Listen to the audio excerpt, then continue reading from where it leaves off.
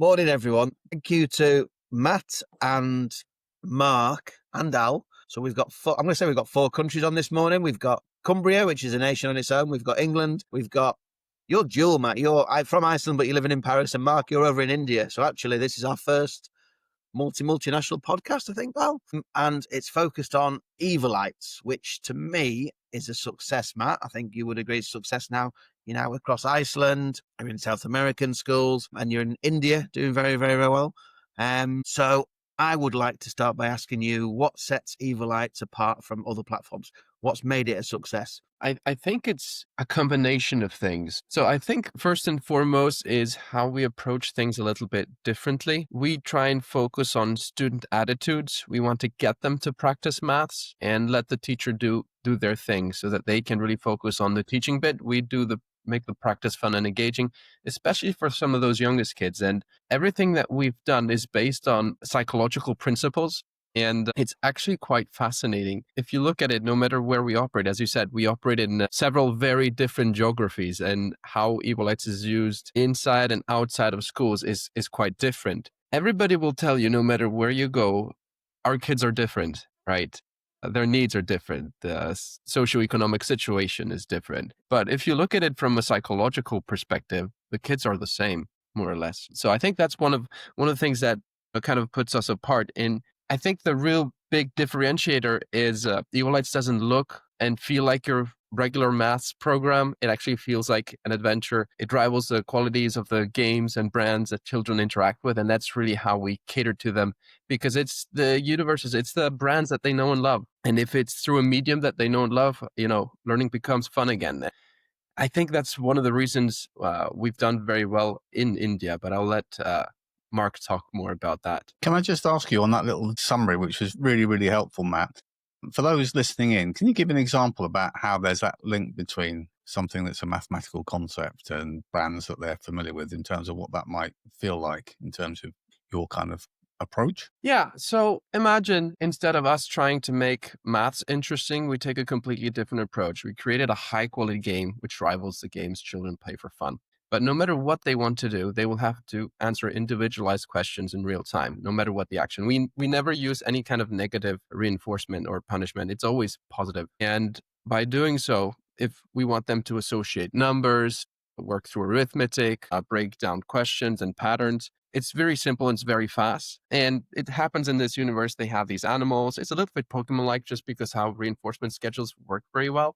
It's kind of where we started. Through our research, it was actually linked to how can we actually change behavior, get students to modify behavior in general. And that behavior was answering maths questions. So that's kind of where we started and how it's kind of developed. So when you enter the game, I mean, most teachers feel a little bit uncomfortable because it's not what they are maybe traditionally used to, but it's through that game that they're just answering questions again and again, and they can also get some help with some of the questions and how to move forward. You mentioned all the countries you're in, and obviously we've got Mark from India on, and quite interested in hearing about how it's working in India, but also what was the reception in India, Mark? I mean, how have you tailored each other to sort of come together to be successful? Okay. So if you look at the education landscape in India, and over the past 5 years, the government has clearly started focusing on building foundational and literacy and numeracy skills. I guess so. They had given the states, the 30 plus states in India, a 5-year target to achieve this. And what this meant was every student having the ability to read and comprehend, and to also be able to solve simple mathematical problems and learn numbers and shapes also. So with that focus coming in from the government, states had no choice as such, but to kind of figure out or look for digital solutions, which was also one of the key components of this government initiative, digital transformation across government schools in India. So it kind of sat very well with us that you had to build foundational numeracy, which is EvoLights. The schools had to show digital transformation. So we are a app-based and now web-based gaming solution. In the process of doing all this, we also end up building teacher capacity, which is an added advantage when you take a solution to government schools. At the end of it all, they want solutions to be sustainable, while also kind of ensuring that you have these learning outcomes. So the reception that we got when we started reaching out to governments was brilliant. And what we did, I would say rather smartly, was there is a study that the government publishes every year of all the states and the rankings of all these states. So we actually chose the states which were absolutely at the bottom of the ranking in terms of numeracy or maths scores. And when we reached out to those, and hence we reached out to those states, and they were way, way more receptive than some of the other states might have been. So the reception we got was fantastic. The look and feel of EvoLights is, like Matthew said, unlike anything that the governments would have tested or piloted or used in the past. So fantastic reception, easy inroads initially. When we wanted to do pilots with certain state governments, we got all those approvals rather easily, I would say. Easily might not be the right word, and we can talk about some of the approval processes maybe later, just touch upon it. But a good reception, receptive governments who were kind of really hungry for a good solution, which would give them the adequate outcomes and attitudes. Mark, can I just jump in? Yeah. There's sometimes this challenge, which is we see quite a lot around the world, new strategies around numeracy and literacy. And you kind of think, was there ever not a strategy around numeracy and literacy in most developed education systems? I mean, ironically, there's an increased pressure now because probably numeracy and literacy are the two key skills you need to use AI safely and effectively too. So it's rather handy timing. Yeah. But has that factor of actually our ability to interact and read effectively, and I guess it probably feeds into oracy as well as that numeracy side, has that kind of been a factor in accelerating within the Indian curriculum a recognition of this importance? Oh, yes, very much so. So, like I touched upon the approval process. So, even to kind of do a small pilot or relatively smaller pilots in the government schools that we did initially, you had to go through the curriculum body of each state. Okay, and it's known as SCERT. Okay, so each state has their own curriculum developers and research center. So the first thing they had to see was, is your curriculum, and I hope I got your question correct. So the first thing they had to know is this curriculum aligned to the India curriculum, first of all? We showed them that, tick the boxes. Does it, in terms of being a supplemental tool, okay, what kind of usage does the student needs to kind of have on a weekly basis? Ours was the bare minimum, okay? Just a couple of minutes twice or thrice a week. Are we also along the way building a sustainable model that tomorrow, if we move out and if the teachers need to take charge and run a digital program, will they be able to do so? So we kind of ticked all those boxes, and hence we kind of got the approvals to move forward. That makes sense. I was going to throw it back to you, Mr. Jessop. One of the things that stands out from Matt's solution and the bigger picture is just the sense of maybe in that kind of gamified way, there's a degree of agency. Young people kind of see that it's relevant and it's something that they can kind of see a point of doing. Does that resonate with how you try to look at your curriculum from the early stage upwards? Definitely, yeah. I just think it's fascinating listening to it, isn't it? I'm just curious that, you've got India, which, if I got this right from Mark, got the government curriculum down to 30 states. Then EvoLights is addressing one of the 3K aims, which is maths, literacy, and digital skills. And you just think, well, how nice to have a simple framework in that sense that's cascaded down to all authorities and all schools, as opposed to a fractured system in England. And I'm just curious. I mean, Matthew, also when you go to other countries, you'll be finding very different approaches have to be taken. But from how Mark's described it, the Indian government approach, I suppose, replicates my own little school. Well, we probably replicate Indian government, I should say, in that it's nice and simple. These are the core skills you need. Yeah, but from your point of view, obviously you're in the Nordics, which I would argue around the world is considered one that's most forward-thinking when it comes to the role of digital technology, and I know you're part of that kind of Nordic EdTech group. How does that kind of conversation resonate with what you're seeing across those kind of traditional countries that are first to think bigger picture? So I have to add, I have been thoroughly impressed with the work of the Indian government. It has, and in a lot of other countries that we operate in, I've been very much impressed with their attitude towards learning and kind of their mentality. Being from the Nordics, we have this idolized view of how good we do and how we approach education. And I think that comes more from a social perspective than it does from an educational perspective, personally. The fact that, kids learn more through play, there's a more relaxed sense of student outcomes, less pressure. In Iceland, we don't even have standardized tests anymore. Whether that's a good or a bad thing, we can argue about that.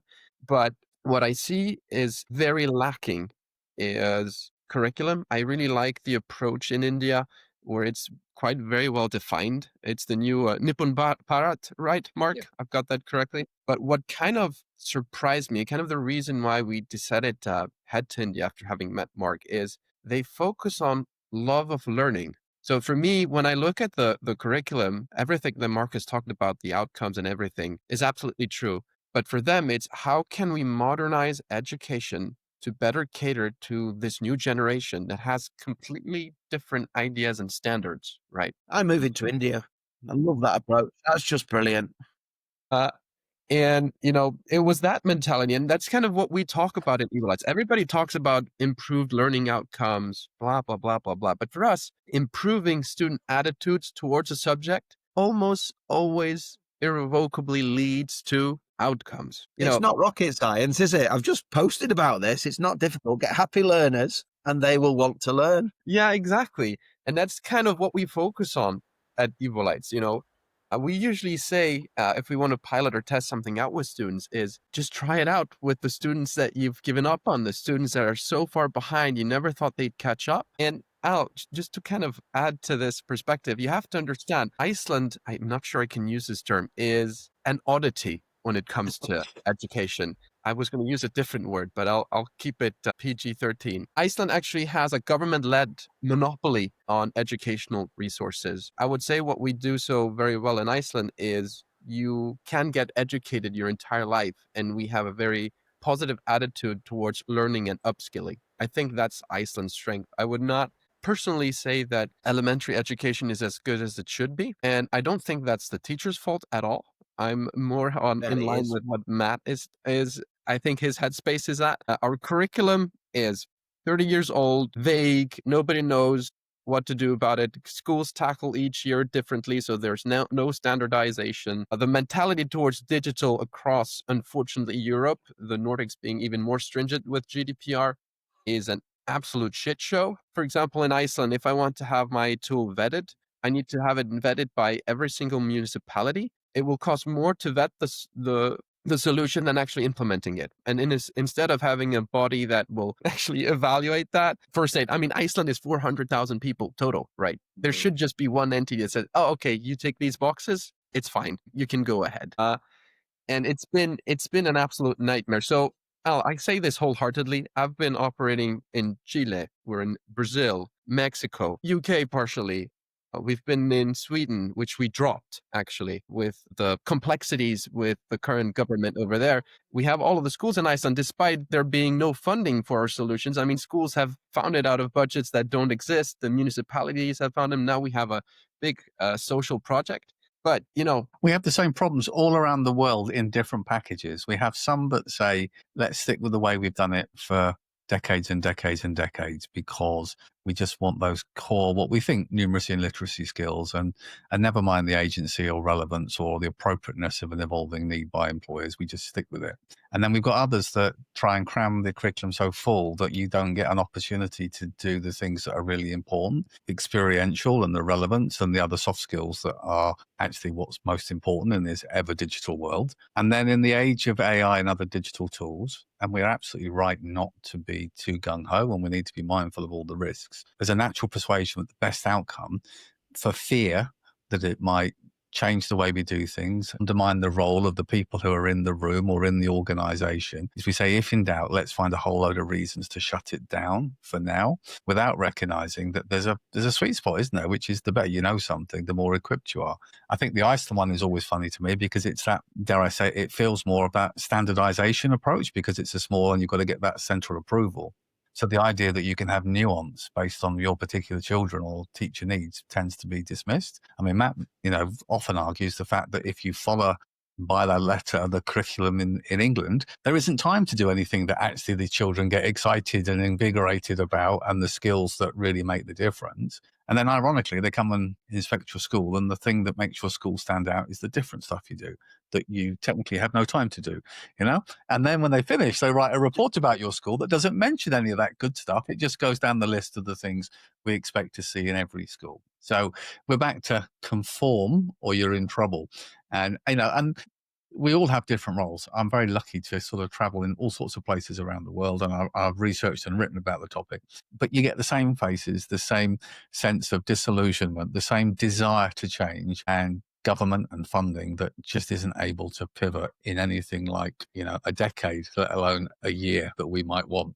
And then you say, well, if you've got Iceland of 400,000 and you've got India of a billion plus, doesn't matter the scale, does it? They still seem to have the issues. At least in India, they've had a recognition of, let's have a reset on the core things that are most important, and then let's build the basics, because around that, children will hopefully start to, and well-intentioned staff will allow them to build on those skills in an ever-changing world.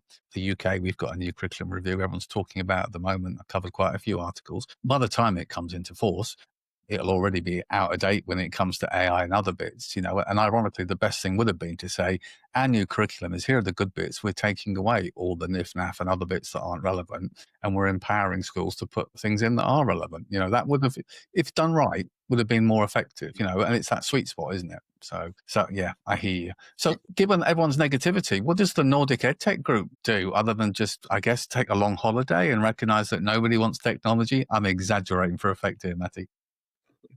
No, it's actually, you're not talking to maybe the right voice. I am known in my group of people is drop Europe, go somewhere else. That's what I'm known for. But I say that maybe with too much negativity. It's also used to get people to kind of reflect, because we work with schools across the globe, and I have been so impressed, for example, with one of our partners in Chile, went there for one of their conferences, and I had kids there, standing, talking on stage about the entrepreneurial work they're doing, and they're maybe 12, 13 years old, and they're going to be doing this for 2 to 3 years. Albeit it's a private school, so it's not your accurate vision, but for me, this is also kind of how education should be. So I don't know. There's a lot of positive things happening. A lot of people doing the work behind the scenes, as we know.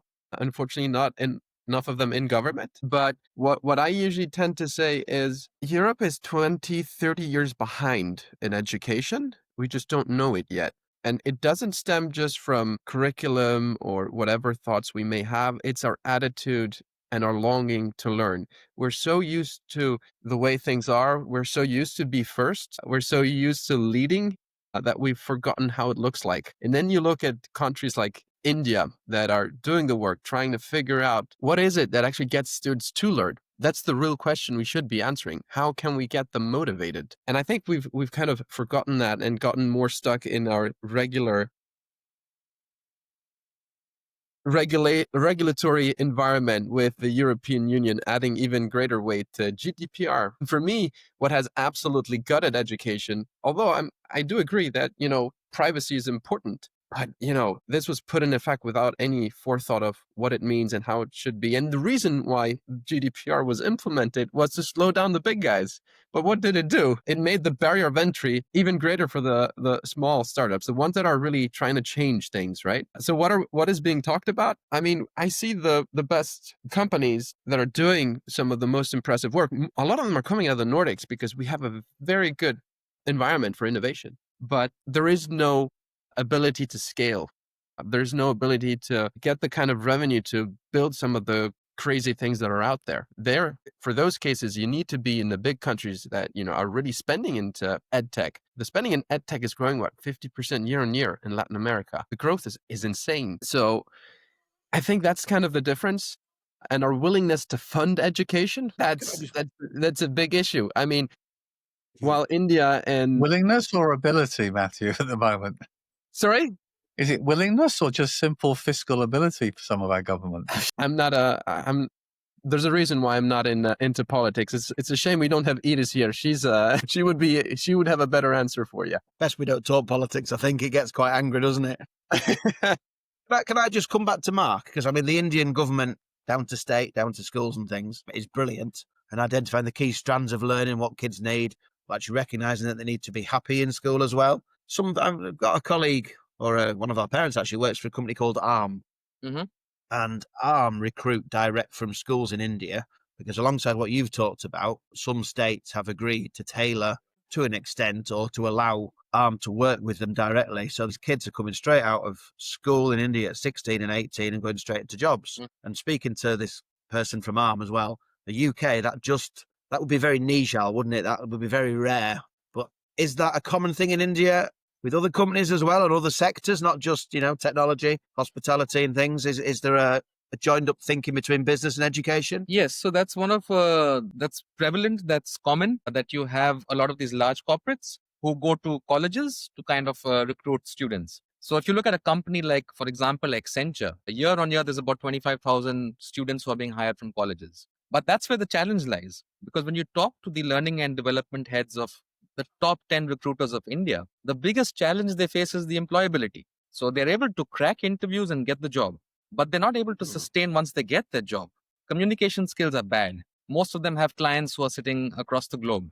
You have to write in the written form to communicate with a client or a colleague. They can't do that. So initially, when we started our conversations, and I go back about 6 years, I would interact with colleges to help them build writing skills, business writing skills, etc. They would then say in turn, you go to the schools, that should be done at a school level. So you go to senior school and talk to principals that here's a solution. Let's build writing skills. It'll help them in college. They say you go to primary school. It should start there. So back to the basics. So you get pushed all the way down and nobody takes ownership across the chain. So I think the governments realize that at the end of it all, the employability for kids coming out of education is important, and it ought to start from primary school. And that's when this initiative kind of rolled out in 2021 with a focus on FNL, along with other things, digitally having them prepped so that when they reach that stage, they kind of are equipped to handle those jobs. So yeah, it's commonplace for companies to go to colleges and recruit in large numbers. You have a lot of recruiters sitting in the US who are hiring IT experts from India. Perhaps we might have a couple of them in EvoLights. So it's all commonplace, but they also have come with their own set of challenges which need to be addressed on the job. So I can tell you for a fact, in my last assignment, we hired 2 IT heads from India, and both of them were put on that writing solution to improve their own communication skills. And you, Matt, EvoLights doesn't go to a certain age, but are you considering expanding the age? Because you've got a very good product, excellent product that's doing very well across the world. Would you expand it to actually develop entrepreneurship, for example, and financial management as part of a package for older ages? So to link in with what we're talking about there, into leaving college and high school, going into business? I'm not going to rule it out. Our sweet spot has always been catering to those youngest kids. Yeah. I'm usually the advocate of do one thing very well. Yeah. And solve that bit. The financial literacy bit is an interesting one. For me,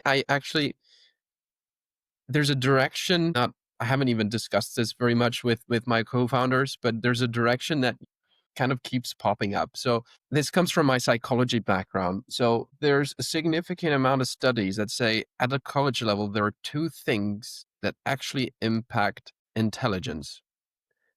Two core studies that, are shown to actually have a significant link, at least.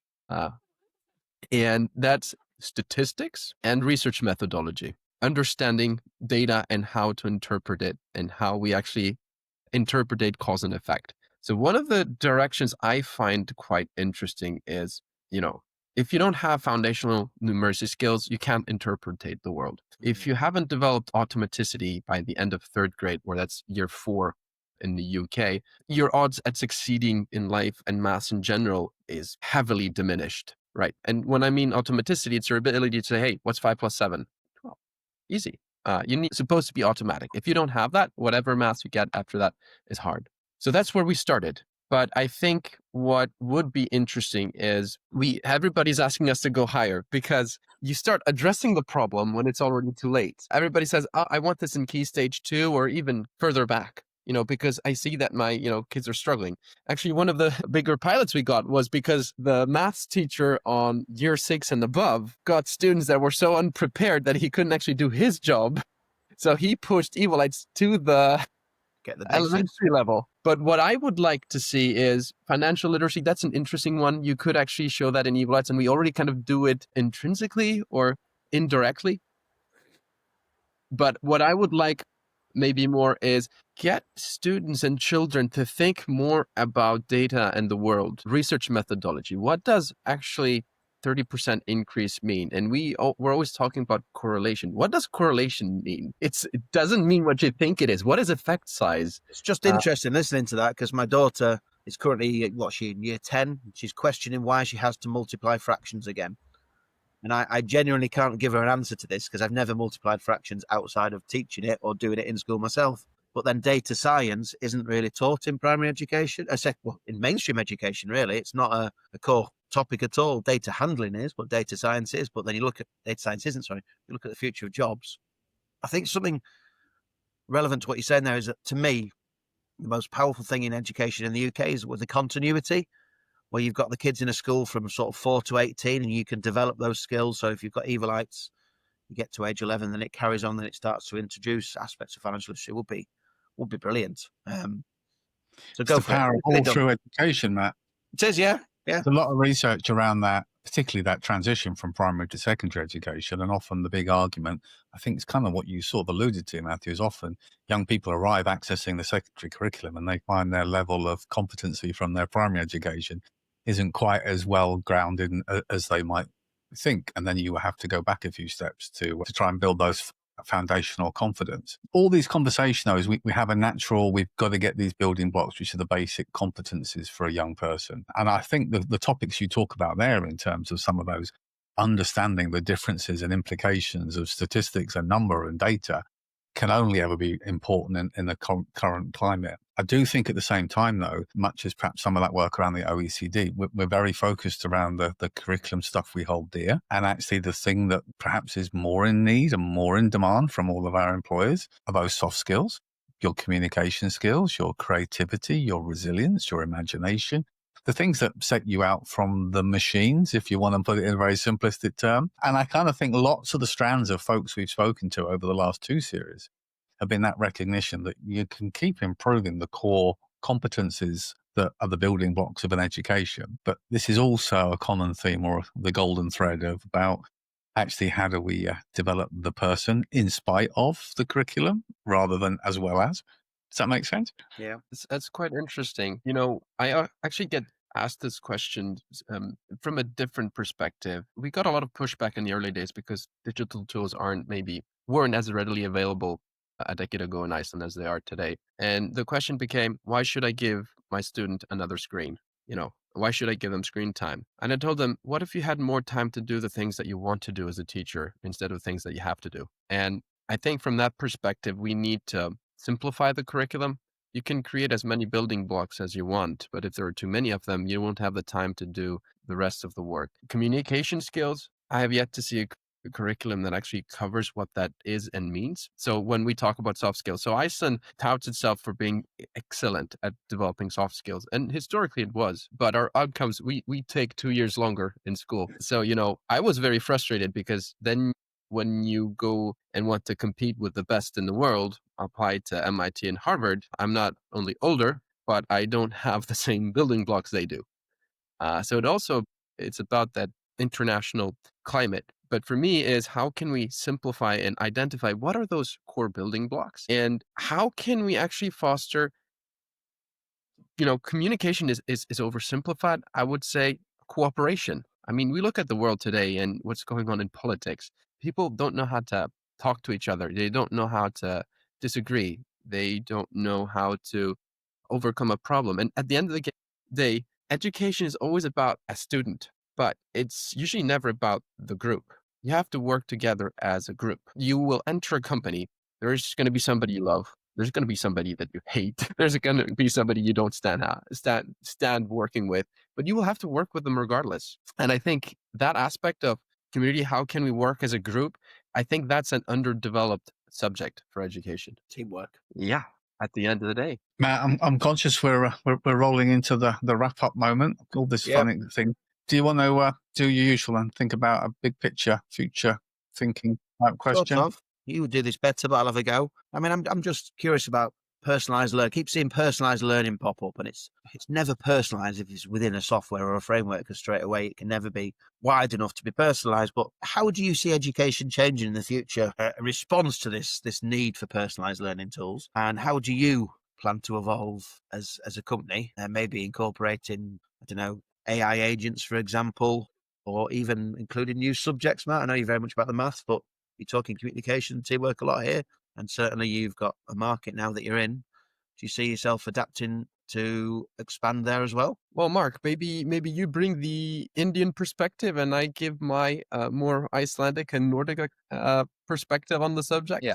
So in terms of expansion, each time we go into a state and talk to these government officials, their mandate is simple: literacy and numeracy. So we've solved one of the problems. So we always get asked, can you all fix the literacy issue also? Because kids love the game. The reason why we've been successful so far in India is because of the pilots and the impact analysis. They are absolutely unable to fathom as to how a group of 500 students or 1,000 students are able to answer so many questions in a matter of a few weeks. They've never seen that kind of engagement. And we're talking hundreds of thousands of questions being answered by groups of students. That's what fascinates them. Seeing that engagement, seeing the outcomes, seeing the attitudes, they ask us, don't you think you can incorporate a literacy bit to this to build English skills? So with that, I'll pass it on to Matthew. Yeah. So, Mark starts telling me, hey, I need a literacy solution. And I'm like, Mark, there are millions of them, I would say. Everybody is doing something in literacy. What would make us different? And, then the states keep asking, can you do something in literacy? And, I don't know how long you've been talking about this, Mark, over a year. And then I was like, maybe there's something to be done. So we started thinking, what is it that at the end of the day makes us different? What would be the way forward? And what makes us different is the universe that we've created for the kids at the end of the day. It's the brand itself. I mean, I'm not sure if I should say this, but imagine if Bluey decided to go a little bit more educational. So if you look at brands globally, they're just about making money. How can we create the next piece of merchandise or whatever? Like Paw Patrol was developed, the TV show was developed to sell merchandise. If you try and flip that narrative, I don't think there are many companies that have managed to walk that thin line between educational and entertainment. And with these characters that the kids know and love from EvoLights, we thought to ourselves, what if we can keep what makes EvoLights our magic sauce, where we actually combine, we haven't touched on this subject in this TV show, but in this podcast, but we actually combine books and the digital together. What if we did that through stories? These characters that they already know and love from the maths component. What if we could do that to drive students to actually want to read? Because at the end of the day, EvoLights is not here to teach. We are here to make sure that the students do the work that's required to develop those skills in a fun and engaging way, so that the teacher can focus on helping the students understand the concepts at a more deeper level. So we've been kind of dragged in this literacy perspective, the research methodology and how to interpret the world, maybe some finance in there as well. Where we end up at the end of the day, I do not know. But when I started this journey, I wasn't going to end up in education. It is the way it is, but I think it's safe to say that we have the work cut out for us, but I'm hopefully optimistic that we will able to take what we already know in research and psychology and games and other medium. And I like this comparison with Apple because they've taken technology that already works and just make it more accessible, easier to use. That's what made Steve Jobs different. What we want to do in education is exactly the same. Take the non-digital, the books themselves, how we introduce concepts, simplify, make it more enriching so that you can have real impact at the end of the day. I love that. Thank you both very much. Yeah. That really does wrap things together as a nice kind of wrapper-upper. I think it also is a good message for young people that, your career journey sometimes takes a pivot when you become passionate about something or you see there's an opportunity to make a difference, and you shouldn't assume that you know what your future is going to be. Take 4 or 5 steps in different directions. That's all good if it's part of your personal journey. So big respect to you, and thank you for coming on and sharing with us. Thank you, Mark. Cheers, Matt. Thank you. And with that, we need a high-quality jingle to end the conversation.